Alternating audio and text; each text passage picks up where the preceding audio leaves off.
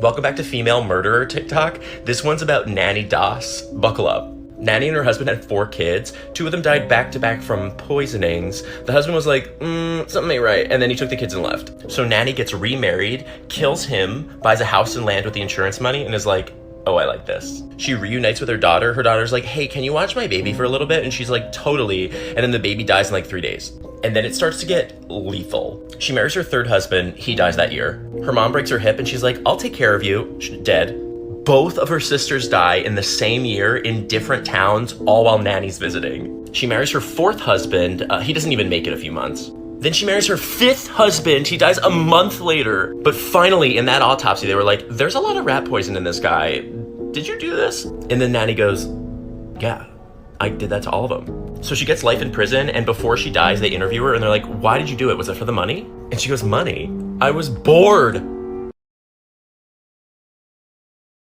Welcome to Crime TikTok. Today we're going to talk about children who have killed. In this video, we're going to focus on the 11-year-old girl, Mary Flora Bell. Many believe that she wouldn't have stopped killing if she wasn't arrested. The first child who was murdered by Mary was 4-year-old Martin Brown. He was found on the floor of an abandoned house by a group of boys that were playing in the area. Blood and saliva were dropping down his cheek. Soon after, these young boys saw Mary and her best friend Norma coming towards the house. However, during the investigation, the police found no evidence of foul play and left his cause of death as open. This was also because they found an empty bottle of aspirin nearby the body. A few weeks later, another boy's body was found. It was 3-year-old Brian Howe. He was strangled to death. He was found in an industrial area of the town, and he had been mutilated on the thighs and genitals. And the pair of scissors which were used were right next to him. The letter M was also carved with a razor on his belly. Mary stood out as suspicious to the police because she was happy about the murder. And she got caught. Susan and Michael Kuhnhausen were married for around 24 years. Susan was unhappy with Michael's temper and the way he treated her, so she asked for a divorce. On September 6, 2006, Susan, who was also an ER nurse, just got off from a long night shift. When she arrived home, she noticed a few things were out of place. Moments after arriving home, Susan spotted a man coming out of her bedroom dressed in black holding a hammer. The man ran after Susan and beat her in the side of her head. Later on in an interview, Susan said, "If I died, I wanted it to be known that I fought to live." And that's exactly what Susan did. This boss-ass bitch, Susan, bit her intruder after being hit in the face with the hammer. She jumped on top of him, wrestled him to the ground, put him in a chokehold, and strangled him to death. She even said, "If you tell me who sent you, I'll call you an effing ambulance." Ex-husband hired a hitman. Michael was sentenced to 10 years in prison but died in 2014. My dad has to stop opening. All right, so by now I'm pretty sure everybody has seen the video of 14-year-old Claire Miller. This is her actual mugshot, and you can see where she has scratches down her neck. She murdered her 19-year-old sister. From what we've heard so far, her sister was wheelchair bound. Both her parents were sleeping in their bedroom when Claire called 911 and said that she stabbed her sister. It is reported that when cops got there, her sister had a pillow over her head, and she also had a knife stuck in her throat.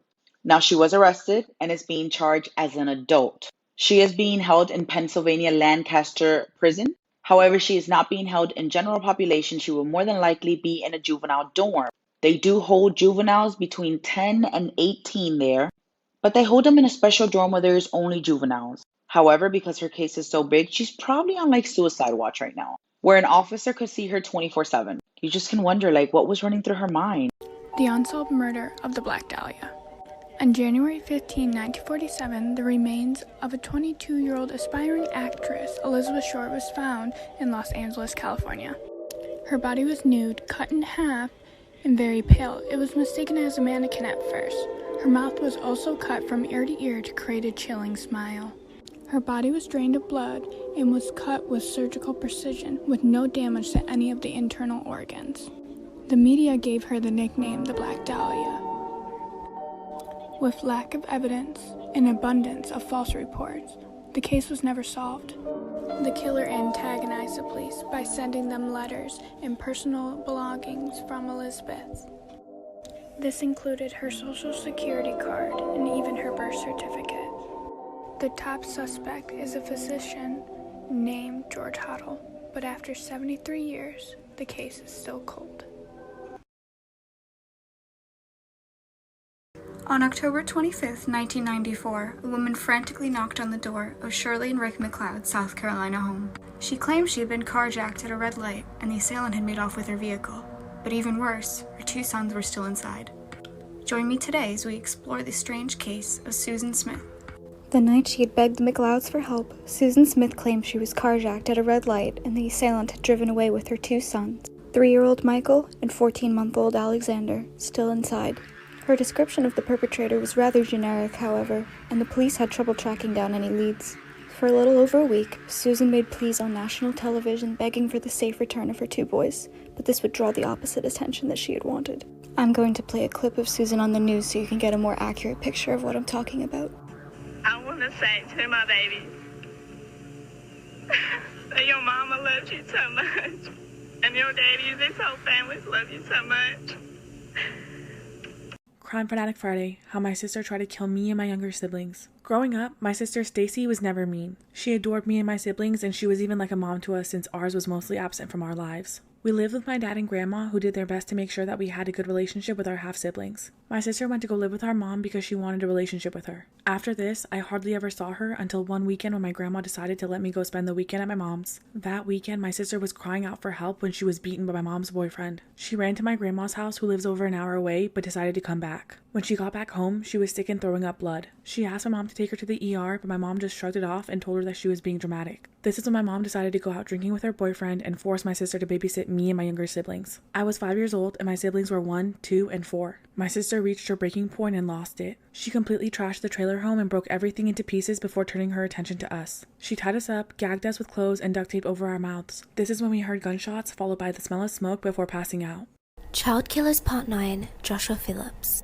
In November 1998, when Joshua was just 14 years old, he stated that he was at home in Florida playing baseball with his neighbor, Maddie, who was only 8 years old, when he struck her in the eye and caused her to bleed. Maddie supposedly came over to Joshua's home when he was home alone and asked him to play. Joshua claimed that he panicked when he hit her and feared his father's reaction. So to avoid this confrontation, Joshua strangled her with a phone cord and stabbed her 11 times. He then hid her body in his waterbed. Maddie was missing for a week until Joshua's mother, Melissa, was cleaning his room until she noticed his waterbed leaking. She found Maddie's dead body hidden in the base of the waterbed. This murder seemed to be motivated by Joshua's fear of his abusive father. Supposedly, he would have been very angry if Maddie was hurt at their home. Philip was charged as an adult. He was sentenced to life in prison. Hey guys, I'm back with another case for you, and I'm going to tell you in 30 seconds why she deserves a freaking Oscar. Insane. In February 2019, 24-year-old Nakira reported her 23-month-old son as missing to police. She said she was walking with her toddler as well as her infant, and she was blitzed attacked from behind and fell to the ground. And then when she got up, she noticed that the stroller carrying her toddler son was gone, and so was he. She files a police report, calls 911, and they're immediately searching for her son. But no surprise, her story is not adding up. They ask her to take a polygraph test. She refuses. Then her husband convinces her. She fails.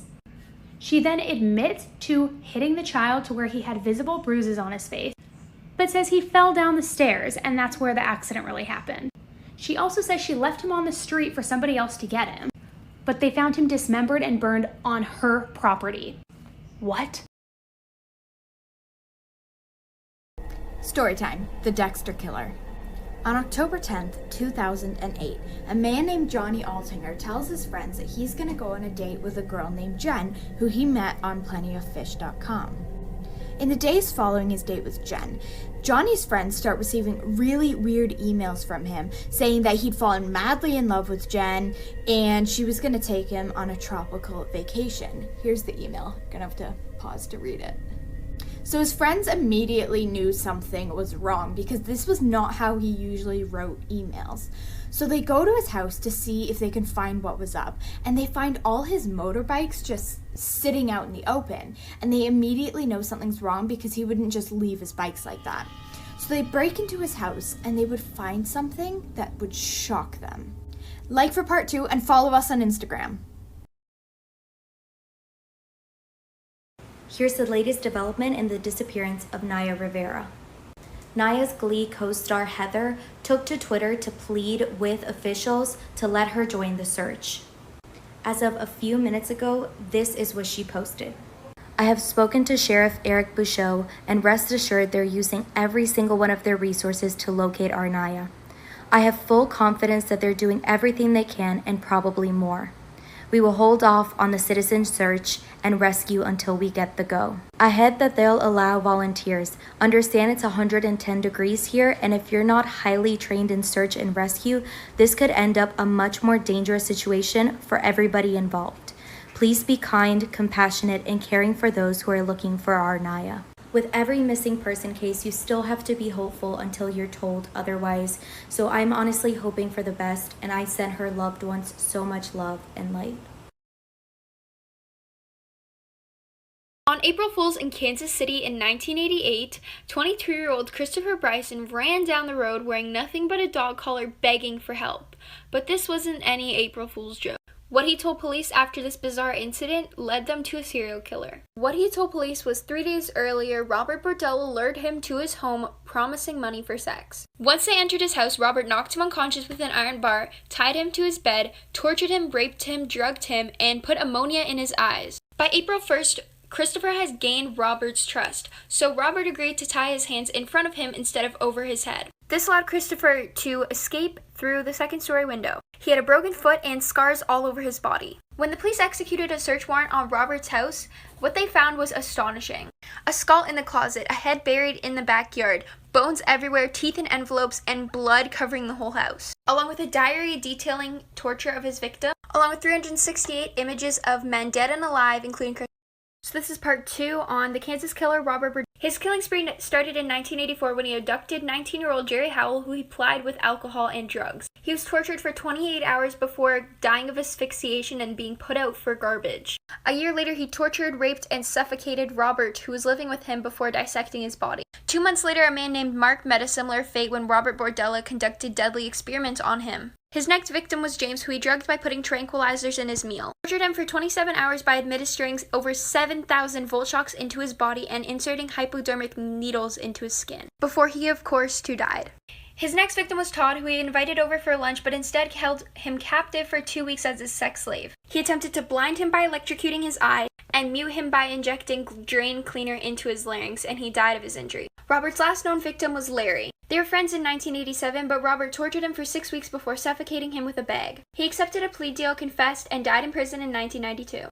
If you love Hello Kitty, I'm about to ruin it. So this right here might be the most haunted Hello Kitty doll that has ever freaking existed. So it all starts when a 14-year-old girl goes to the police and she's like, help me, there's a woman trapped inside my Hello Kitty mermaid doll and it's haunting me. The police investigate. The police never really believed her until they looked inside the Hello Kitty doll and they found the decapitated head of a woman inside, which belonged to Fan Man Yi, who was a local hostess at a nightclub. And one day she was so desperate for money and drugs, she decided to steal the wallet of one of her clients, and it contained thousands of dollars inside.